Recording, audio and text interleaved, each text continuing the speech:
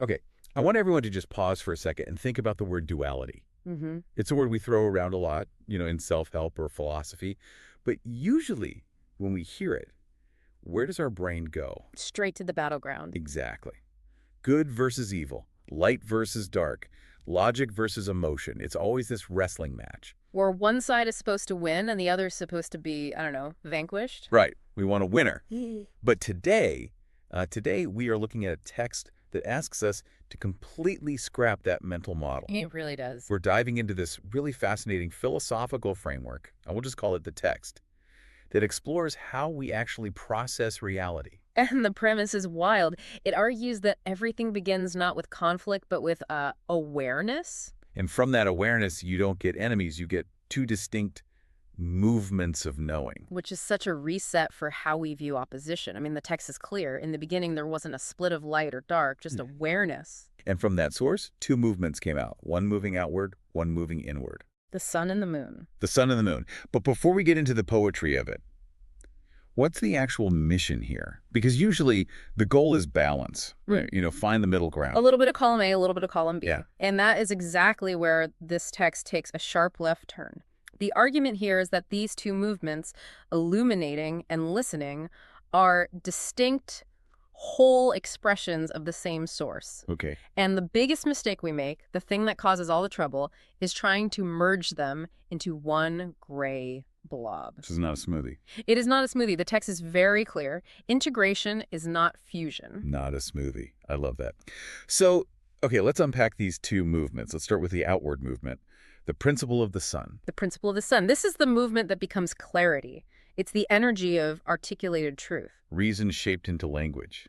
That phrase really jumped out at me. It feels very safe, very familiar. It is familiar. It's the operating system of the modern world. The whole function of the sun is to name things, to define the edges. Like walking into a dark room. Exactly. Yeah. You walk into a pitch black room, you don't know where anything is, you feel vulnerable. You turn on the light. You turn on the light, and suddenly those vague, terrifying shapes become, oh, that's a chair, that's a table. Confusion becomes order. That is the function of the sun principle. It burns away confusion through illumination. So it's the part of us that explains. The scientist, the architect, the spreadsheet maker. Precisely. But the text adds a really crucial nuance here. It says this isn't just about brightness. It is about revelation. Revelation. It's the active force of making the unknown known. It defines reality so we can navigate it. Okay, so that's the sun. Clear, bright, articulate. It talks. It defines. It sounds like the smart part of us. It does. But then we have the inward movement, the moon. And this is where I think people get tripped up. Because we think the opposite of reason is irrationality. Or just stupidity. But the text doesn't see it that way at all. How does it describe it? It uses very specific imagery. The silent arrow released without hesitation. Wow. The silent arrow. That sounds dangerous. It's meant to sound potent. If the sun is reason shaped into language, the moon is the body's intelligence. It's the wilderness of perception. Wilderness of perception. Let's dig into that. Yeah. Because wilderness implies something raw, not paved over. Is this just a gut feeling? Is it just vibes? It's more than vibes. See, we often mistake instinct for being fuzzy or vague, like, oh, I just have a hunch. Right.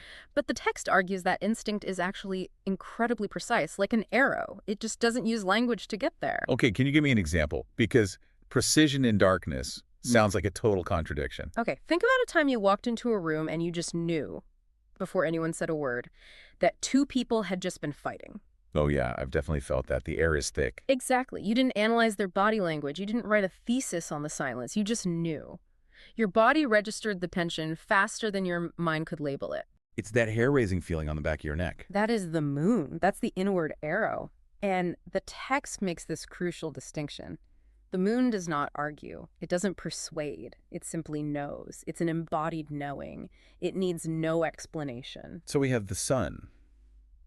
Outward, articulate, defining, revelation. And we have the moon, inward, silent, embodied, precision. Right. They sound like a dream team, the map maker and the scout.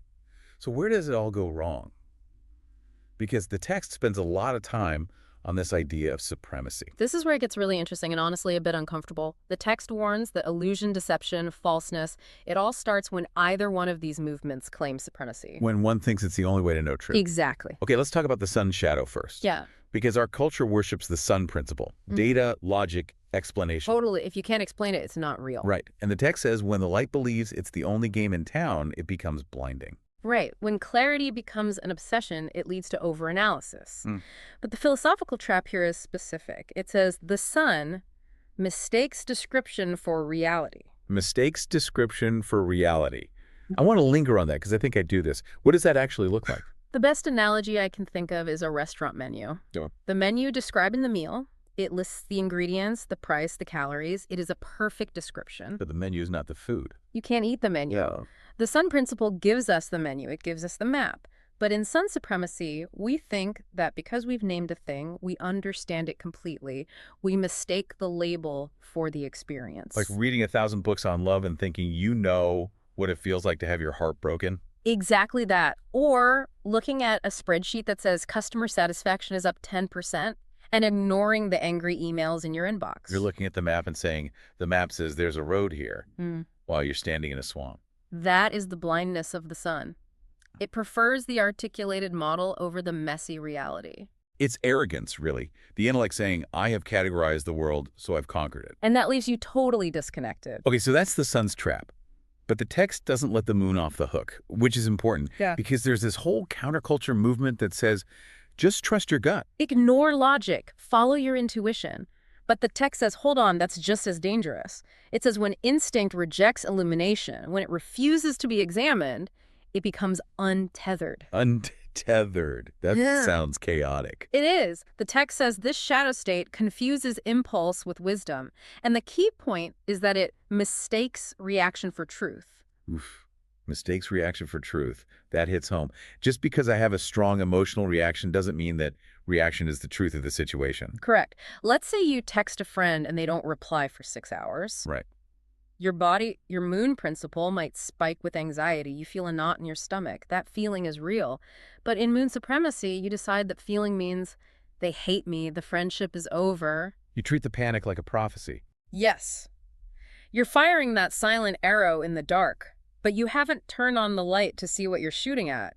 You might just be reacting to a trauma trigger or low blood sugar. So you become a slave to every impulse. You have no map. You're just wandering in the wilderness, reacting to every twig that snaps. So sun supremacy is a rigid world of maps, not territory. And moon supremacy is a chaotic world where every panic attack is divine wisdom. And both, according to the text, are illusions, distortions of reality. So we're back to the problem. We need both, but if we lean too hard on either, we crash. So naturally, the solution is to mix them together. And that is exactly what the text says not to do. This is the radical part. Integration is not fusion. Integration is rhythm. That's the core insight. The text is very clear. The sun does not swallow the moon. The moon does not extinguish the sun. They have to stay distinct. Why is that so important? Why can't we just have a logical intuition? Because if they merge, you lose the cycle. Think about day and night.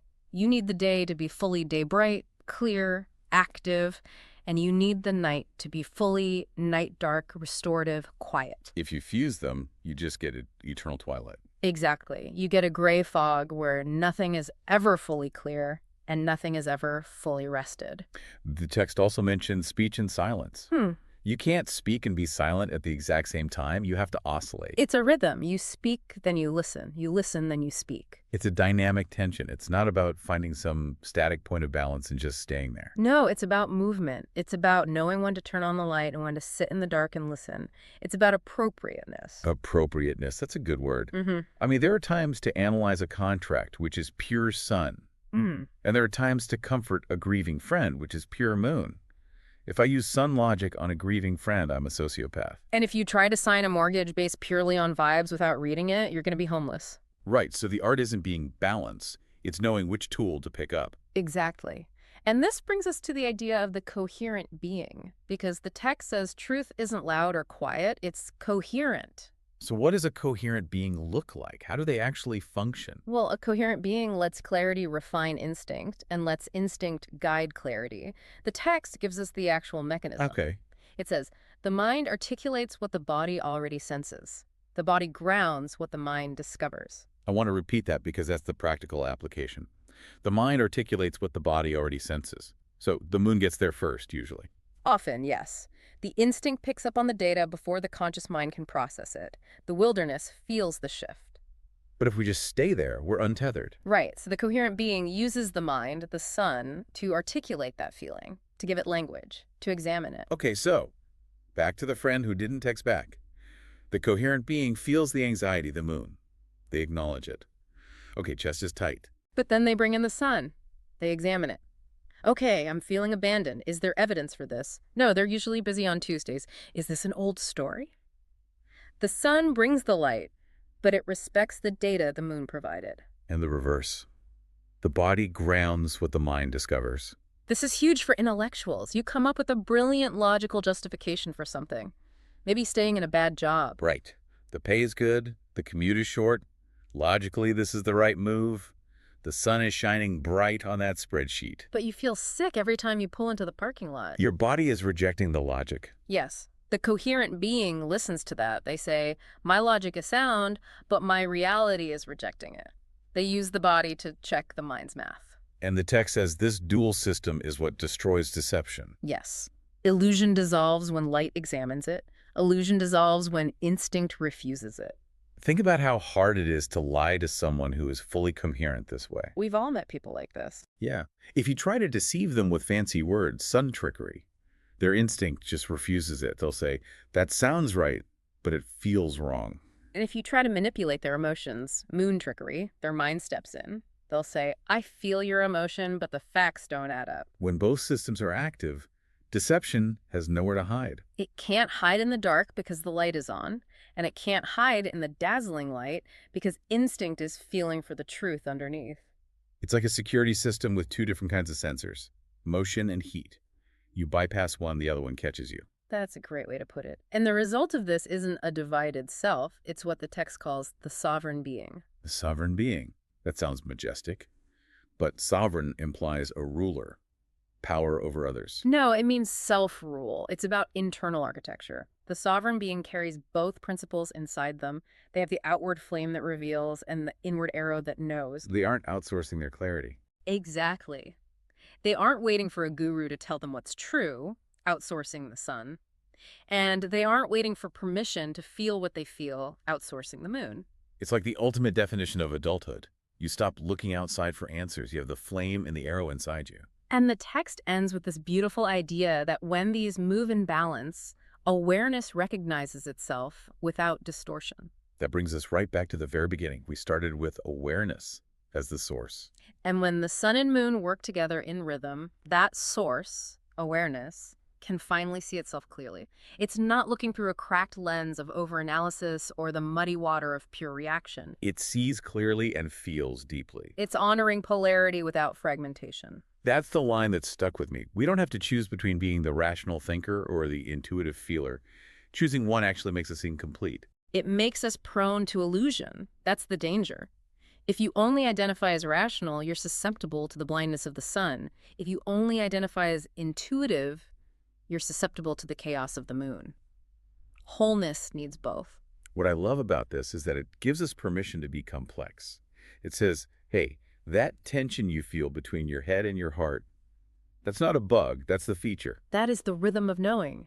The goal isn't to stop the oscillation, it's to get better at the dance. So we've unpacked the sun, the map, we've unpacked the moon, the territory, we've seen how they go wrong and how they go right when they enter a rhythm. And we've seen the goal is coherence, where mind and body are constantly fact-checking each other. It's a lot to take in, but it feels relieving, doesn't it? Yeah. Stop fighting the duality and start riding the rhythm. It shifts the energy from conflict to cooperation, for sure. Absolutely. So as we wrap up, I want to leave you, the listener, with a question to chew on. And I want you to feel it out, too, not just think about it. We talked about how awareness relies on both the flame and the arrow to recognize itself. So here's the thought experiment. If you look at the last week of your life, the arguments, the decisions, where did the distortion show up? Yeah, think about that.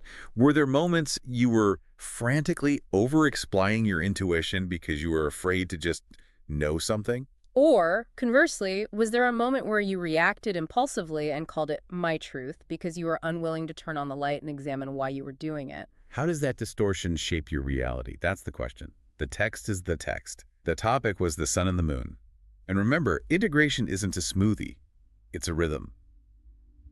Thanks for diving deep with us. Until next time. See you then.